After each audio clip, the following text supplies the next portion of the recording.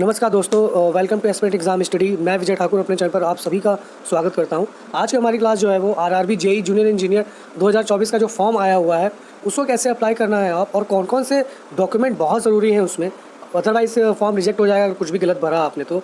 उसके बाद उसका जो कास्ट सर्टिफिकेट है, जो आरक्षण आपको मिलना है, उसके सर्टिफिकेट कब तक का मान्य किया जा रहा है, तो वो सब देखेंगे हम। जितनी भी नॉलेज होगी पूरी अच्छे से बताऊंगा, मैं आपको सटीक चीज़ें ही बताऊंगा, कोई फालतू बकवास नहीं। तो चैनल पर अगर पहली बार आया तो प्लीज़ सब्सक्राइब कर लेना, क्योंकि जेई से रिलेटेड साइंस और जीके जीएस के नोट्स भी मैं अपने चैनल्स पे आपको बताऊंगा। और मैं खुद भी मैकेनिकल इंजीनियर बैकग्राउंड से हूँ, तो ऐसे ही नहीं बता रहा हूँ आपको, तो ज्वाइन कर लीजिएगा चैनल। चलिए स्टार्ट करता हूँ आज की अपनी क्लास। चलिए क्लास स्टार्ट करते हैं आज की अपनी। इसमें कैसे फॉर्म भरना है वो भी मैं आपको बताऊंगा, तो वो भी देखिएगा, लास्ट तक देखिएगा, काफ़ी इंपॉर्टेंट है क्लास ये वीडियो। चलिए जल्दी से फॉर्म फिल का थोड़ा बता देता हूँ, उसके बाद मैं आपको डॉक्यूमेंट के बारे में बताऊँगा। फ़ोटो और सिग्नेचर कितने केबी का होना चाहिए और कैसा होना चाहिए वो भी बताऊँगा। ध्यान से सुनिएगा, एएलपी के फॉर्म बहुत रिजेक्ट हुए हैं और थोड़ी छोटी छोटी मिस्टेक्स, सिग्नेचर, फ़ोटो, डॉक्यूमेंट गलत अपलोड की वजह से डेट नहीं मैच हो रही थी, तो उस वजह से काफ़ी फॉर्म रिजेक्ट हुए हैं। तो ध्यान से देखिएगा जो भी बताऊँगा मैं। सबसे पहले आप sarkariresult.com पे चले जाइए, या जिस भी आरआरबी के जोन में आप भर रहे हो उसके ऑफिशियल वेबसाइट पे चले जाइए। तो आप क्लिक करोगे तो ऐसा ही कुछ आएगा।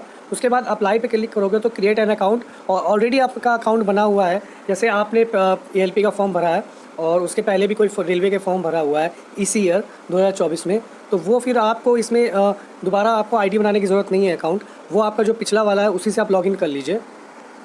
जैसे आप क्रिएट एन अकाउंट पे क्लिक करोगे तो वैसे ही कुछ ऐसे ही देखिए लिख के आ रहा है कि आपने जो पहले अकाउंट एएलपी के लिए या फिर टेक्नीशियन के लिए या आरपीएफ के लिए आपने अगर इसमें अप्लाई किया है तो आपको दोबारा अकाउंट बनाने की ज़रूरत नहीं है। जो मैंने आपको कहा वही लिखा है इसमें। फिर उसके बाद आपके सामने कुछ ऐसा पेज आ जाएगा। यहाँ पे आप अपनी नेशनलिटी दे दोगे। नेशनलिटी देखें तो यहाँ पे भूटान और नेपाल और 1962 से पहले भारत आए हुए लोगों के लिए भी यहाँ पे एक जगह है, तो आप देख के भर सकते हो वहाँ पे। उसके बाद आप अपनी पर्सनल इन्फॉर्मेशन, जैसे फुल नेम हो गया, आपका क्या है, नाम बहुत सोच समझ के डालिएगा, जो आपका आधार कार्ड में हो, हाई स्कूल में हो, वही नाम आपको मेंशन करना है। कुछ भी बीच में कुमारी या वो सब चीज़ें अगर नहीं लगी हैं तो ज़बरदस्ती मिस्टर मिस्टर मत लगाइएगा। उसके बाद फुल नेम आप लिख लोगे। उसके बाद आपने कभी नेम चेंज किया है क्या, तो वो आपको बताना होगा यहाँ पे कि यस या नो। नो करोगे तो ऑप्शन आते हैं, यस करोगे तो लगभग कोई ऑप्शन नहीं आता है इसमें नो करने पे, सॉरी। तो चलिए नेक्स्ट आगे देखते हैं। डेट ऑफ बर्थ आप अपनी मेंशन कर दोगे इसमें। उसके बाद आपके जेंडर आप इसमें जो भी है वो भी।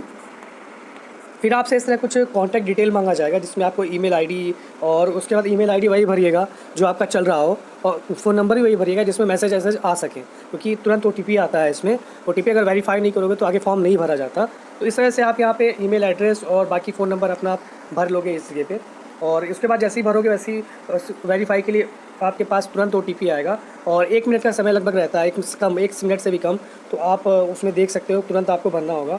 उसके बाद अपना पासवर्ड आप क्रिएट कर लोगे यहाँ पे, पासवर्ड जो भी आपको डालना है। उसके बाद फिर आप आगे यहाँ पे सेव एंड नेक्स्ट कर लोगे, क्रिएट, आपका अकाउंट क्रिएट हो जाएगा। अकाउंट क्रिएट करने के बाद आपको अपना जो भी ईमेल आईडी है और आपने जो भी उसमें पासवर्ड दिया वो याद रखिएगा, क्योंकि आपको दोबारा लॉगिन उसी से ही करना होगा।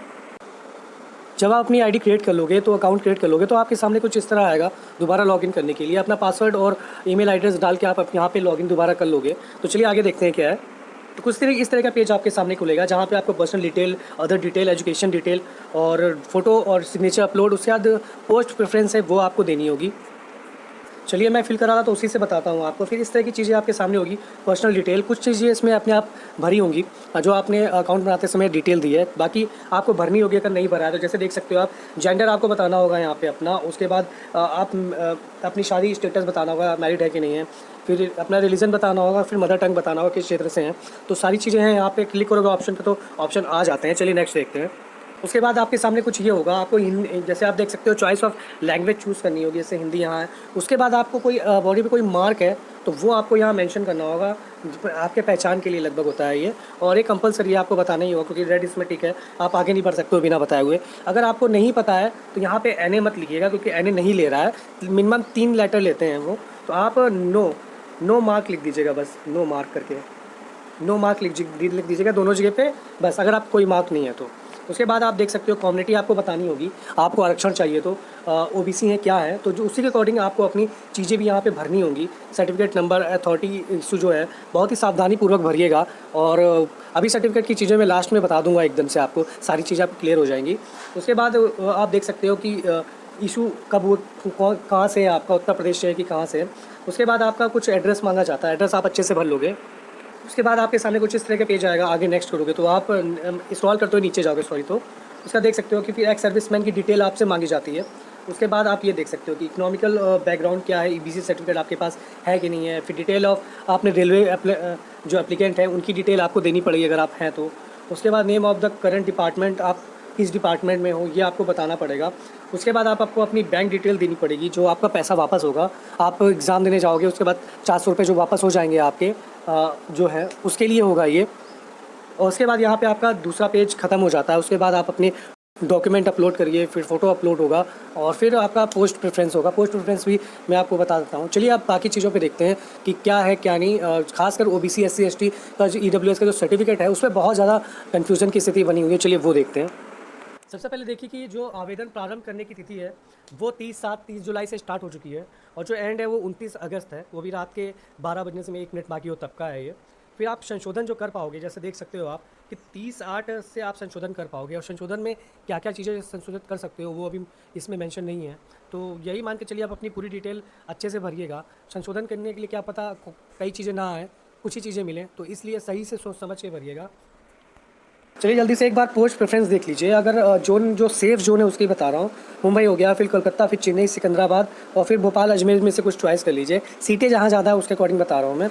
उसके पोस्ट प्रेफरेंस जो है आरडीएसओ कर लीजिए, फिर प्रोडक्शन यूनिट कर लीजिए आप। उसके बाद उसके वर्कशॉप, फिर कैरन व्हीकल होता है ये CNW, फिर डीजल शेड। तो ये आपका पोस्ट प्रेफरेंस हो गया और जोन जो बेस्ट हैं आपके, इनमें से ही कुछ सेफ़ है उसमें भर लीजिए। अदरवाइज़ आपका जो भी मन हो आप वो भी भर सकते हो, वो ज़रूरी नहीं जो बताया वही आप भरो।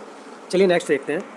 चलिए बात फ़ोटो और सिग्नेचर अपलोड की करते हैं थोड़ा, उसके बाद मैं कास्ट की चीज़ें बताऊंगा। पहले देख लीजिए रिसेंट आपकी फ़ोटो पासपोर्ट फ़ोटो साइज़ होना चाहिए। और उसके बाद बैकग्राउंड आपका इसमें क्लियर लिखा है, देख लीजिए, वाइट बैकग्राउंड होना चाहिए, प्लेन वाइट, कोई भी पीछे डिज़ाइन वाली चीज़ें नहीं होनी चाहिए। फॉर्म रिजेक्ट हुए हैं ALP के, काफ़ी रिजेक्ट हुए हैं, आप देख सकते हो, पूछ सकते हो जहाँ भी आप पढ़ते हो या जो भी साथी हो उनसे। उसके बाद कैंडिडेट JPG फॉर्म में होने चाहिए और 30 से 70 के बीच में आपकी फ़ोटो होना चाहिए, without wearing dark glasses and cap. खोपड़ी पे टोपी नहीं होनी चाहिए और चश्मा लगा नहीं होना चाहिए, बिल्कुल क्लियर विज़न की होनी चाहिए आपकी फ़ोटो और क्लियर आप दिखे कि हाँ आप ही हो। उसके बाद कैंडिडेट मस्ट हैव 12 कॉपी आपको इसकी रखनी होगी, क्योंकि आगे अगर आपका रिक्रूटमेंट होता है, आप सफल होते हो, तो आपको वहाँ ज़रूरत पड़ेगी इस फ़ोटोज़ की।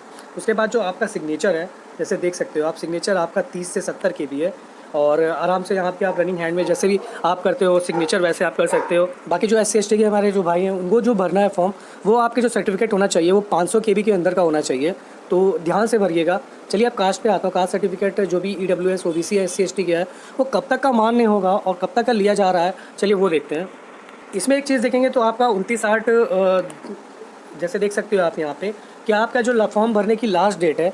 आप सबसे पहले ये समझ लीजिए कि आपके जो भी डॉक्यूमेंट होंगे, चाहे आपके ग्रेजुएशन वाला हो चाहे कुछ भी हो, वो आपका इस डेट के पहले का होना चाहिए। इस डेट के बाद का अगर करवाओगे तो बिल्कुल मान्य नहीं होगा। पहले आप ये मोटा मोटा समझ लीजिए, जो डेट दिख रही है सर्कल में 29/8/2024 की, उस डेट के पहले के सारी चीज़ें होनी चाहिए, 12 रोवी रात के 12 बजे के पहले का, तो ध्यान से समझ लीजिए। चलिए अब मेन चीज़ पे आता हूँ, SC ST OBC का सर्टिफिकेट क्या है।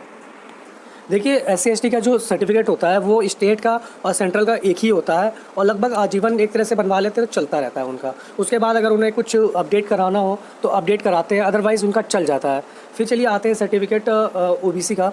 सर्टिफिकेट SC ST आपका पुराना है तो आप स्टेट का है तो भी आप इसमें भर सकते हो और आपके लिए कोई दिक्कत नहीं है जो भी SC ST बैकग्राउंड से है।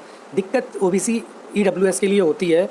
चलिए वो देखते हैं इसमें क्या है। सबसे पहले OBC का बता देता हूँ मैं। देखिए OBC का कहीं भी मेंशन नहीं है रेलवे के, मैंने पूरा पढ़ लिया है, कहीं भी ये नहीं लिखा हुआ है कि OBC का इतना होना चाहिए कि उतना होना चाहिए पुराना, कहीं पे नहीं मेंशन है। ये अपनी तरफ से कुछ हुआ बना रहे हैं, जो भी आपने यूट्यूब पे वीडियोस देखा होगा, नहीं 1 साल पुराना होना चाहिए वरना नहीं चलेगा वगैरह वगैरह, ऐसा कुछ भी नहीं है। देखिए मोटा मोटा समझा दे रहा हूँ मैं। OBC के जो सर्टिफिकेट होते हैं वो 3 साल वैध होते हैं। अब पहले तो ज़्यादा था, अब 3 साल वैध होते हैं और उस कुछ अगर चीज़ें आपने नाम चेंज करवाया फिर अदर कुछ हुआ है उसमें, तब आप इसमें अपडेट करा सकते हो, अदरवाइज़ 3 साल तक का मान्य होता है।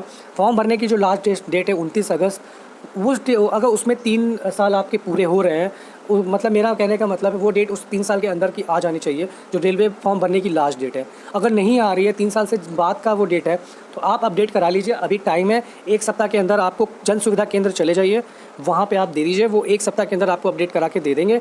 फॉर्म भरने की लास्ट डेट 29 है और अभी टाइमिंग अच्छी है, 15-16 तक आपको अपना सर्टिफिकेट मिल जाएगा, फिर फॉर्म आराम से भर लीजिएगा। जो भी ओबीसी वाले हैं उनके लिए बता रहा हूँ मैं, क्योंकि इसमें क्रमांक सर्टिफिकेट और डेट मांगते हैं भरने के लिए, इसलिए बोल रहा हूँ। 3 साल के लिए वैलिड होता है, फिर से सुन लीजिए, ओबीसी 3 साल के लिए वैलिड होता है। अगर 3 साल आपका है और उसके बीच में ये रेलवे की 29 अगस्त वाली डेट आ रही है, तो आपको टेंशन लेने की ज़रूरत नहीं है, आँख बंद करके अपना फॉर्म भरिए, किसी की सुनने की ज़रूरत नहीं है। 3 साल ओबीसी का वैलिड होता है। आपने पिछले साल बनाया है या पिछले साल बनाया है, किसी भी तरीके का, और सेंट्रल का होना चाहिए सबसे बड़ी बात। स्टेट का नहीं चलेगा, क्योंकि रेलवे सेंट्रल वैकेंसी है, स्टेट वाला मान्य नहीं होगा ओबीसी के लिए, SC/ST के लिए मान्य होता है वो। ओबीसी के लिए बनवाना पड़ेगा आपको, सेंट्रल बनवाना पड़ेगा। सेंट्रल में इसलिए, सेंट्रल और स्टेट में ये फ़र्क है, स्टेट में आपका आराम से बन जाता है, क्लॉसेस व्लॉसेस कुछ नहीं देने पड़ते हैं, लेकिन जब सेंट्रल का बनवाओगे आप, तो आपका जो नाम, पिता का नाम, हर चीज़ तो होगी, जाति की होगी, लेकिन उसमें जो आर्टिकल है ना, जिसके प्रावधान से आपको आरक्षण मिल रहा है ना सेंट्रल में, वो भी मान्य है कि नहीं है सेंट्रल में, ये से सर्टिफिकेट से ये पता चलता है। तो आप स्टेट में आपको आरक्षण मिल रहा है, लेकिन वो जाति सेंट्रल के अकॉर्डिंग सही है आरक्षण के लिए कि नहीं है, उसका सर्टिफिकेट अलग बनता है थोड़ा, तो वो इसीलिए सेंट्रल का सर्टिफिकेट चाहिए, स्टेट का नहीं चाहिए। उसके बाद चलिए EWS का बताता हूँ। देखिए EWS का भी कहीं मेंशन नहीं है कि कब का पुराना होना चाहिए, लेकिन इनका जो चलता है वो 6 महीना पुराना चलता है। 6 महीने से ज़्यादा हो गया, मान लीजिए 6 महीने से 1 साल पुराना हो गया, तो फिर नहीं मांगते। ज़्यादातर 6 साल या 6 महीना ही मांगते हैं। तो आपका अगर 6 महीने से जब पुराना हो तो आप फिर से अपडेट करा लीजिए EWS का। अप्रैल 2024 के बाद ज़्यादातर मैंने ये देखा है कि अप्रैल जो है आपका, अप्रैल 2024 के बाद का बना होना चाहिए आपका, जो भी EWS वाले हैं उनका बता रहा हूँ मैं। तो अभी भी टाइम है, चाहिए जन सुविधा केंद्र। अगर आपको कोई नहीं मिल रहा वकील, तो आपको इधर उधर भागने की ज़रूरत नहीं है, जन सुविधा केंद्र आपके आसपास मिल जाता है, वहाँ पे वो वकील से कनेक्टेड रहते हैं। जाइए, पैसे दीजिए, पैसे लेंगे, वो बिल्कुल लेंगे, और आराम से आपका 10 सप्ताह से ज़्यादा 10 दिन होगा, तो फिलहाल सप्ताह भर में मिल जाता है, 7 से 8 दिन में, तो कोई टेंशन नहीं है। फॉर्म की डेट अभी है, जाइए आराम से फॉर्म अपडेट करा लीजिए अपने सर्टिफिकेट। तो आपका ये है। फ़ोटो सिग्नेचर के बारे में मैंने बता दिया है। फ़ीस आपकी जो SC/ST की है वो अलग पड़ती है EWS मिला के, और बाकी जनरल और OBC का कोई छूट नहीं है, आपको उतनी ही होगी। बैंक डिटेल दीजिए, एग्ज़ाम देंगे तो पैसे वापस हो जाएंगे आपके। तो ये आपके डॉक्यूमेंट आपके पास ज़रूरी होना चाहिए, आपके पास जो भी है, कुछ भी गलत मत भरिएगा, वरना बहुत कायदे से झेलोगे आप। तो डॉक्यूमेंट मैंने जो बताया वो ध्यान से कर लीजिएगा अपना, और ख़ासकर OBC और EWS ये ध्यान दे लें, क्योंकि अगर ये पुराना है तो बहुत अच्छे तरीके से फॉर्म रिजेक्ट होगा आपका। 6 महीने पुराना से ज़्यादा नहीं चलेगा आपका। OBC 3 साल तक का रहता है वैलिड, 3 साल आपका है और वो डेट आ रही है, तो आपको घबराने की ज़रूरत नहीं है, आप आराम से फॉर्म भरिए, किसी की सुनने की ज़रूरत नहीं है। और अगर आप चाहते हो कि नहीं फिर भी घबराहट हो रही है कि नहीं क्या करें, तो अपडेट करा लो, ये अभी टाइम है, कोई दिक्कत नहीं है, आराम से फॉर्म भर लेना। वैसे 3 साल वैलिड होता है। ALP ने जिन्होंने भरा है वो, और जिनकी ज्वाइनिंग हुई है 19 में, वो ऐसे दोस्त मेरे बता रहे थे कि नहीं मान्य हो जाता है 3 साल का, तो कोई टेंशन वाली बात नहीं है। 29 अगस्त तक आपके 3 साल के अंदर आना चाहिए, और उसके बाद बाकी का नहीं चलता है। जो फॉर्म की लास्ट डेट होती है तभी तक का मांगते हैं, उसके बाद भले वो एक्सपायर हो जाए, आप बाद में अपडेट करा के दे देना। तो आज के लिए इतना ही, मिलते हैं नेक्स्ट वीडियो में बहुत जल्दी। JEE से रिलेटेड जो भी साइंस और GK GS होगा, और बाकी भी जो भी होगा नोट्स, वो भी मैं अपलोड करूँगा अपने टेलीग्राम चैनल पे, तो वो भी ज्वाइन कर लीजिएगा। चलिए नेक्स्ट वीडियो में मिलते हैं, धन्यवाद।